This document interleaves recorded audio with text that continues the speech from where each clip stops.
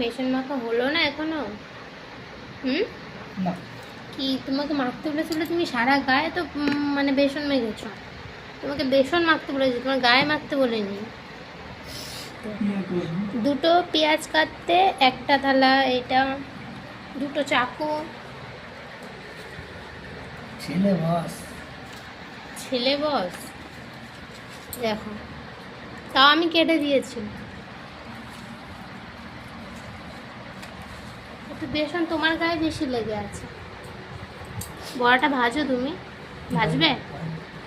হুম? তুমি ভাজবে? তাহলে আমার ভালো হলো, কষ্ট হলো না।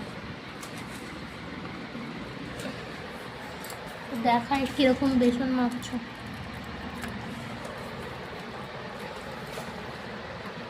ভাড়া বাড়িতে এসে কাজ করছে, আর নিজের বাড়িতে থাকতো যখন তখন কাজ করতো না, যদি একটু বলে দিতাম। এই যে,